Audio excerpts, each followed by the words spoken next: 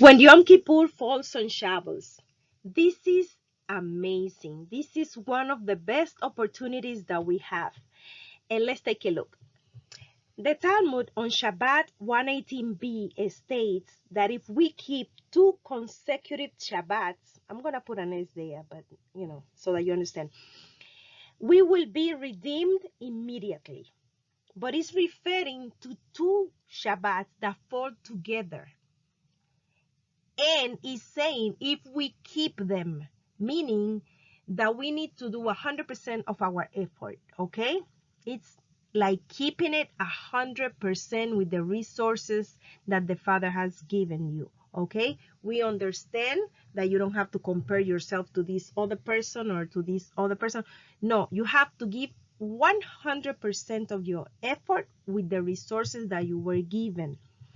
Okay. But we already know that the Shabbat, is on the 7th day of the week. Let's take a look at the Torah, okay? The written Torah, because that was part of the oral Torah. It says that Yom Kippur is Shabbaton for eternity. You know what I'm saying? Like forever and ever. So what does it mean? It means that it's a bigger Shabbat, okay? So if you have to choose between them two because they're falling together, you're going to have to do Yom Kippur. So you're going to fast. Although we don't fast on a weekly Shabbat because it is falling, Yom Kippur is falling on it, then Yom Kippur take precedence, okay? So now let's look at this. The Zohar says that if one synagogue, only one, will do complete Shubah for Yom Kippur, all of us will be redeemed immediately. Okay? Yom Kippur is the 10th day of the 7th month. But it gets a little bit confusing because when you look at Leviticus on chapter 23:32, it says that you should afflict your soul, which is the fasting, right? On the 9th day of the month in the evening. You see? That's the confusing part because we afflict our souls, and that's the way we call fasting. Okay, that's the concept that we use. Well, now let's see. We have the mitzvah. We have a meal that we need to eat right before Yom Kippur.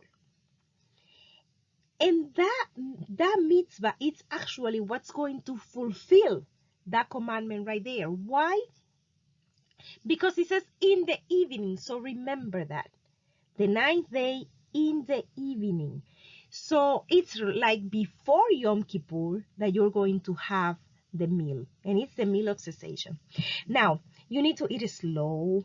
You need to feel full, but not like so full. You know how in Judaism, like we are taught that we should eat.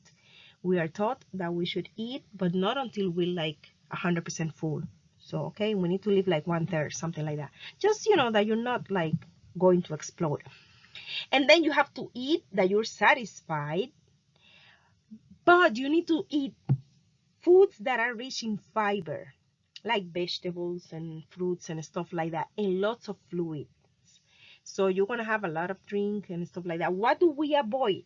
We avoid meats, salty foods, and sugary foods, because if you eat a lot of meat or salty foods or sugary foods, that's going to take a toll on you on Yom Kippur when you're fasting. You're going to be hungry, you're going to feel bad, it's going to be bad. Okay, so try to avoid those. Now, the oral Torah comes and explains to us in Talmud Berachot 8b that when you eat and drink on the 9th day of the month, okay, which is the day before Yom Kippur, is the 7th month, what's going to happen is that then you go and you fast the next day, which is actually Yom Kippur on the 10th. It is regarded as if you fasted on both days. So that is the tricky part. You have to eat.